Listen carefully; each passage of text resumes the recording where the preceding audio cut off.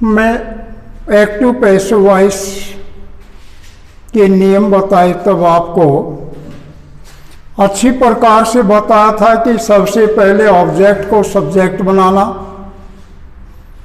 Helping verb नियम के अनुसार लगाना, वर्ब की थर्ड फॉर्म का प्रयोग करना तथा उसके बाद बाई का प्रयोग करना, फिर सब्जेक्ट को ऑब्जेक्ट बताया। साथ में यह भी बताया था कि कुछ हमारे स्पेशल फ्रेजल वर्ड होते हैं जिसके अंदर हम बाई का प्रयोग नहीं करते, जैसे वैक्स फ्रेजल वर्ब के रूप में आएगी तो एट का प्रयोग करेंगे, अमेज के साथ एट का प्रयोग करेंगे, सरप्राइज के साथ एट का प्रयोग करेंगे, और यदि कहीं पर नो आ जाए तो उसके साथ हम टू का प्रयोग करेंगे, कॉन्टेन आ जाए, कॉन्टेन के साथ हम इन का प्रयोग करेंगे, और यदि सेटिस्फाइड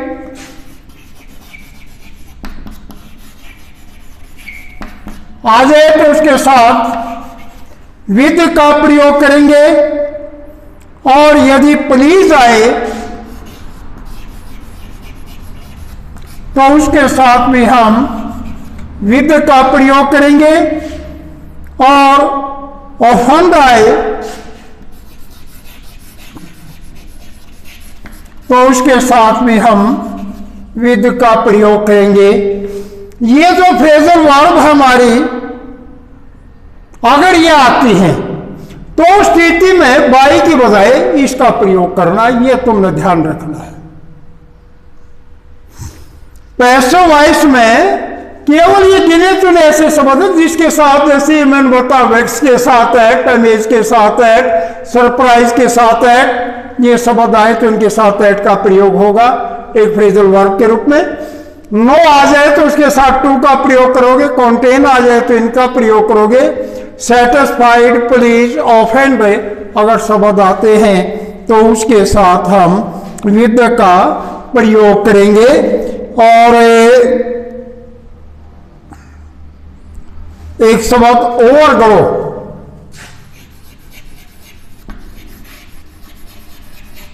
इसके साथ भी विद का प्रयोग होता है।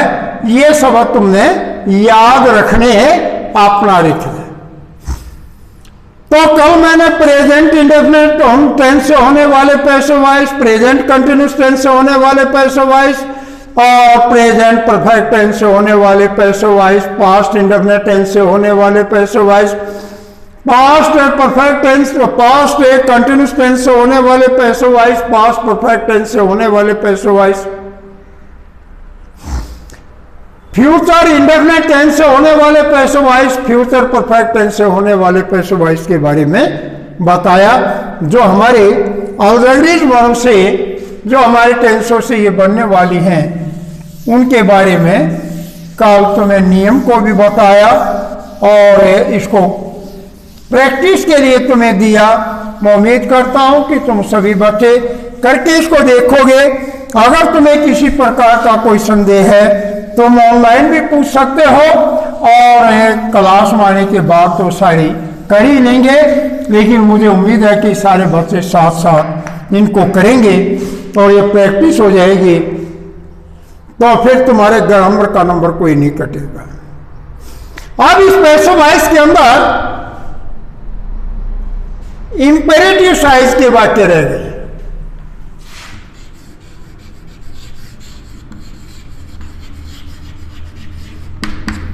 इंपेरेटिव साइज के सेंटेंस,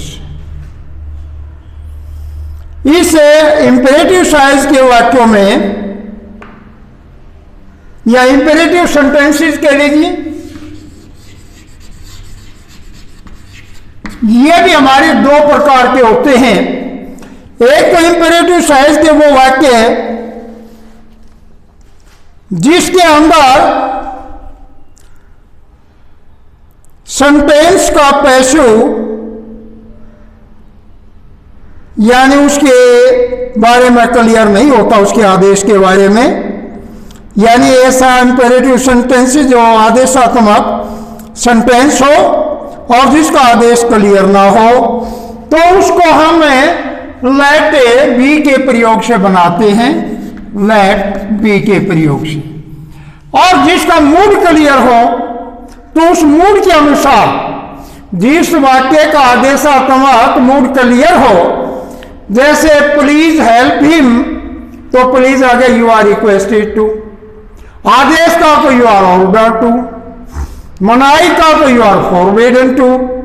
तो मूड वालों में दोनों इंपेरेटिव साइज के वाक्य हैं। एक इट इज टाइम में वाले वाक्य, इन तीनों प्रकार के वाक्यों के बारे में आज बताऊंगा।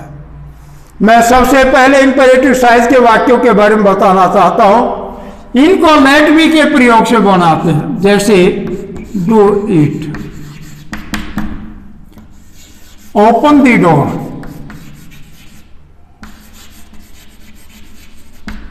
Shut the window,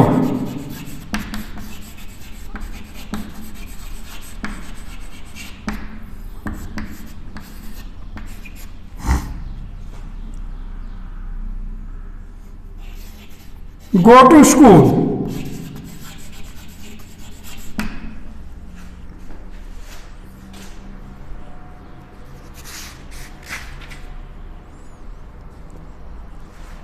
carry out my order,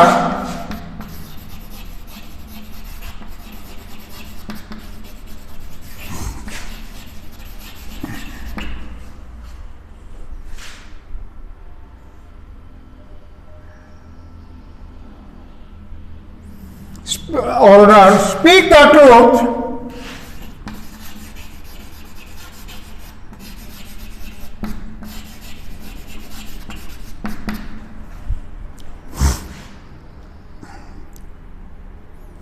take some rest,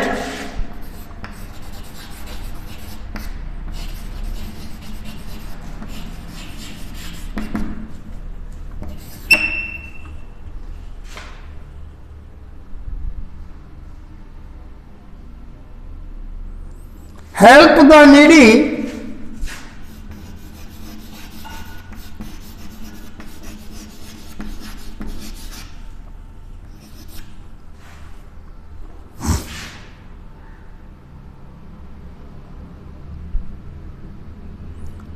end it,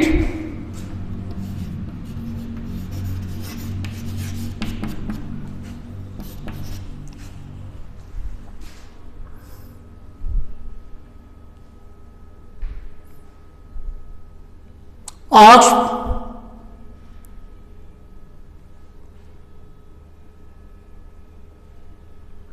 open the book,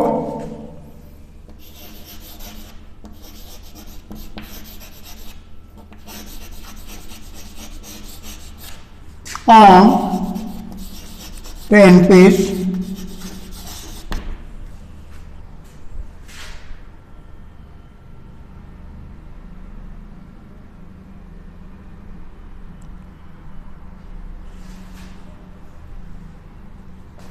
ये मैंने तुम्हें इंपेरेटिव साइज के कुछ वाक्य लिखे। इंपेरेटिव साइज के वाक्य जिसका आदेशात्मक मूड क्लियर ना हो, उनको हम लेट बी के प्रयोग से बनाते हैं। जैसे you are do it, let it be done,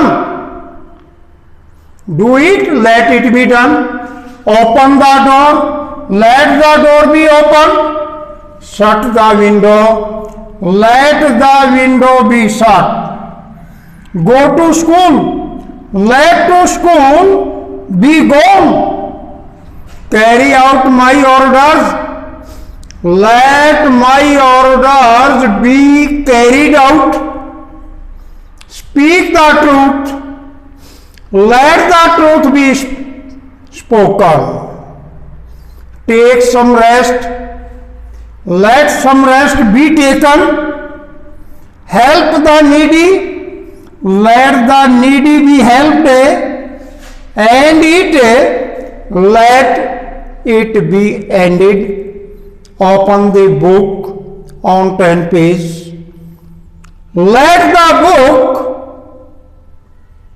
be opened on 10 page. ये हमारे इंपेरेटिव साइज के वाक्य ऐसे हैं जिसका आदेशात्मक रूप क्लियर ना हो, उनको हम लेट बी के प्रयोग से बनाते हैं। इसका फार्मूला होता है लेट प्लस ऑब्जेक्ट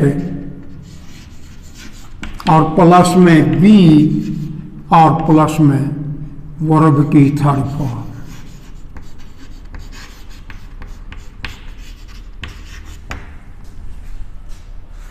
बहुत आसान एक्सरसाइज है, बच्चे विचलित हो जाते हैं। फार्मूला है लेट प्लस में ऑब्जेक्ट प्लस में बी प्लस में वर्ब की थर्ड फॉर्म। जैसे ये है let it be done, let the door be open, let the window be shut, let to school be gone, let school be gone to, let school be gone to। ये इस sentence का ध्यान दिए, let school be gone to।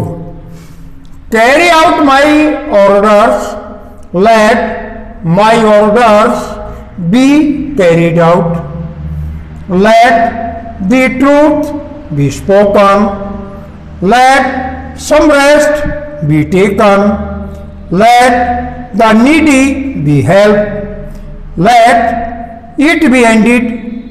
Open the book on 10 page, let the book be opened on 10 page, at 10 page, in 10 page, जो भी मतलब phrase उसको।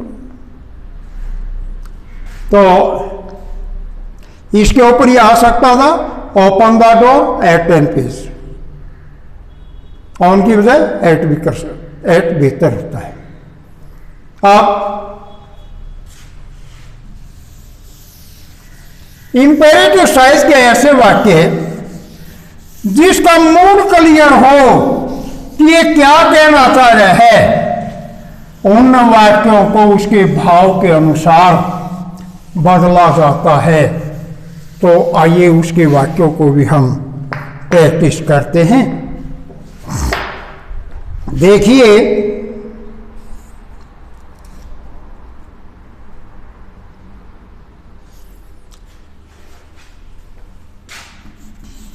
Please help me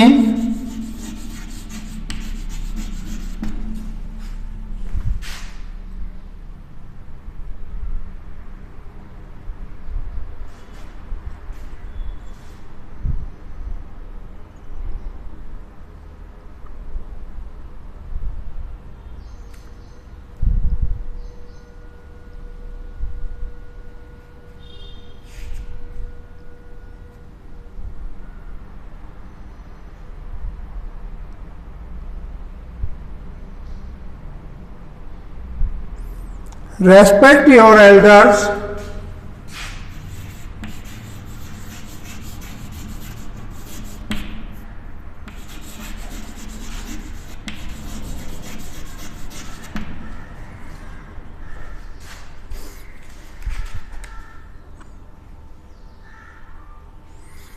always speak the truth,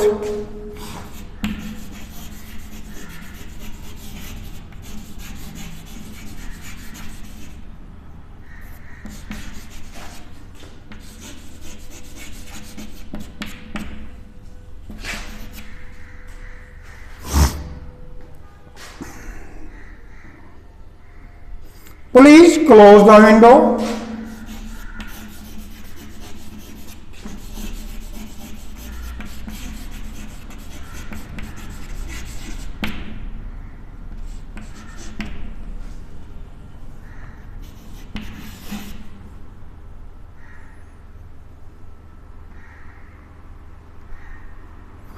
do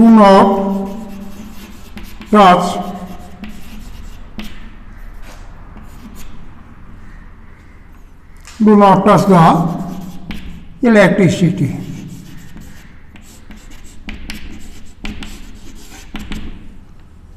मैंने ये 5 वाक्य लिखे। इंपेरेटिव चॉइस के वाक्य दो प्रकार के बताए। एक तो वो जिसका मूड क्लियर ना हो, उनके अंदर हम लेट मी का प्रयोग करते हैं, और एक ऐसे वाक्य जिसका मूड क्लियर हो, उन वाक्यों के अंदर हम उस वाक्य के भाव के अनुसार बदल देते हैं। जैसे please help me, you are requested to help me. You are requested to help me. इसके अंदर रिक्वेस्ट का मूड इसके अंदर दिखाया गया है। You are requested to help me. Respect your elders, you are advised to respect your elders. Always speak the truth,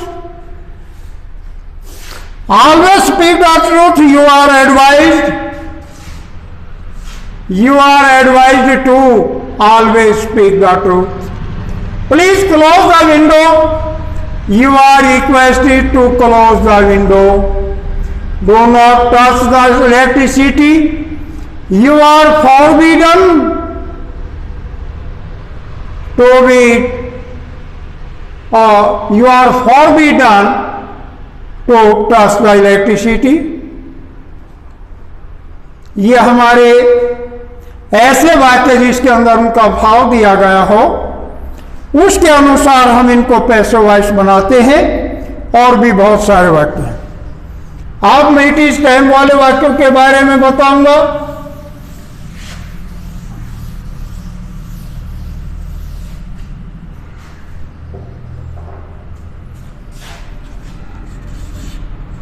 It is time to go to school. It is time to take tea. It is time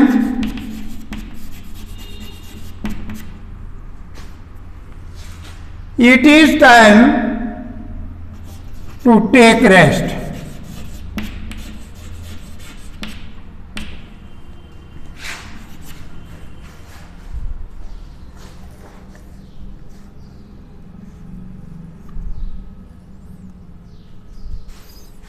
It is good to help the poor.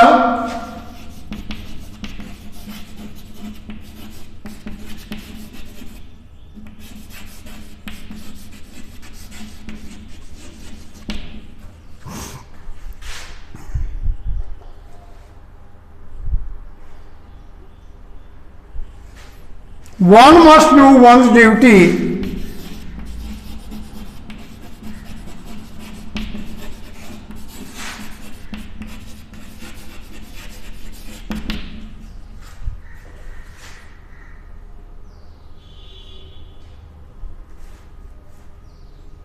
Rose smells sweet.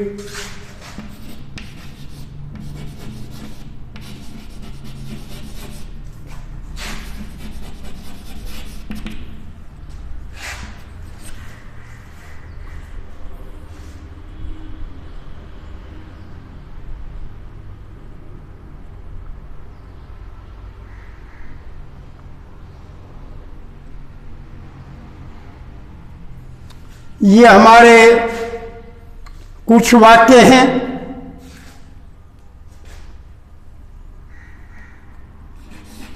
It is time to help the poor। 7 वाक्य मैंने लिखे। It is time के, इनको to be से बनाया जाता है और for to be, for to के बाद बी का प्रयोग करके इनको बनाए। It is time to go to school. It is time for school to be gone to be gone to. It is time to take T.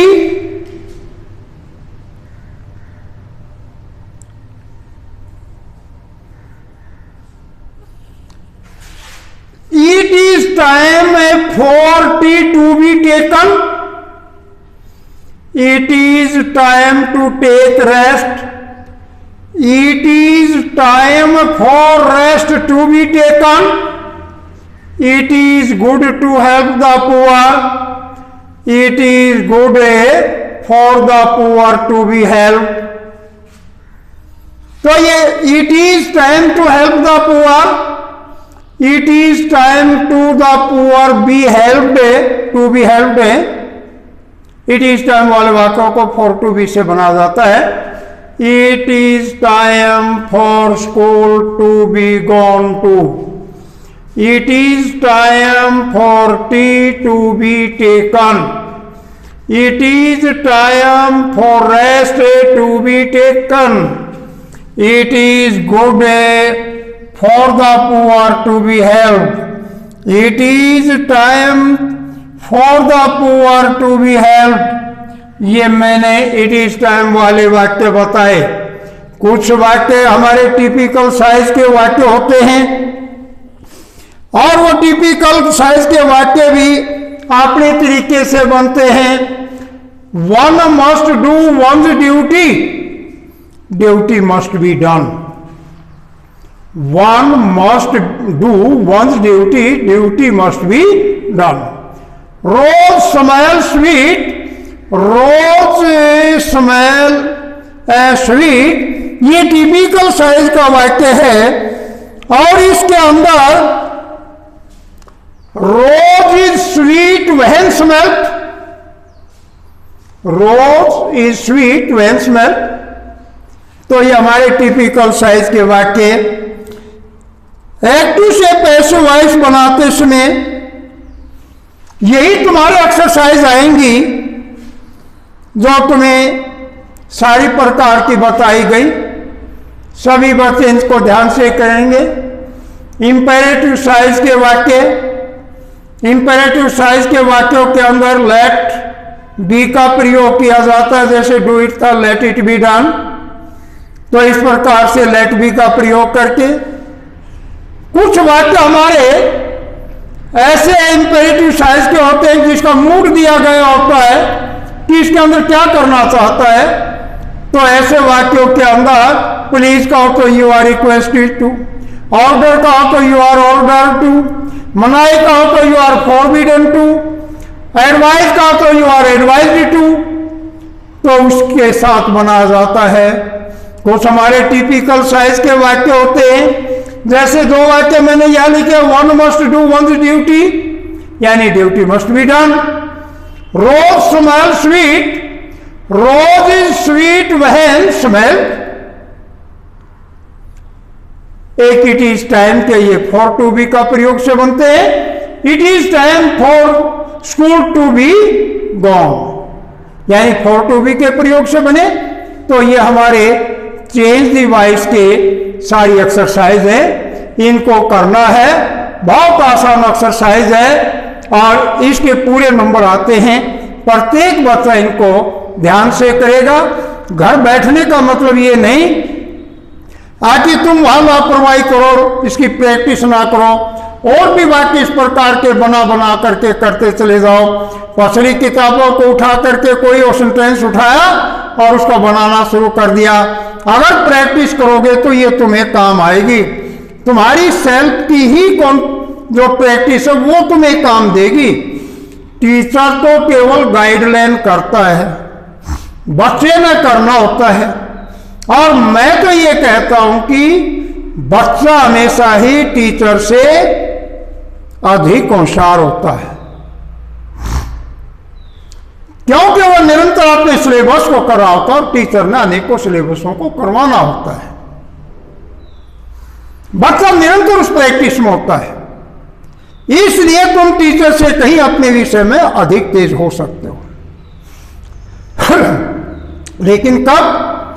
जब तुम practice करोगे, जब तुम काम करोगे, जब तुम समय का सदुपयोग करोगे, तो तुम्हारा लाइफ बनेगा।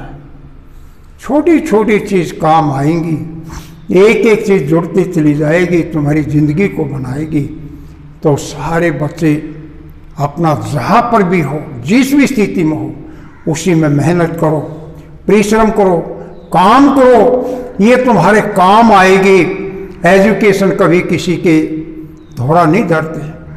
जैसे मैंने पहले भी बताया, एक व्यक्ति अच्छे स्वास्थ्य के अंदर अच्छा दिमाग होता है और अच्छा दिमाग की एजुकेशन में एक अच्छा रोल कर सकता है।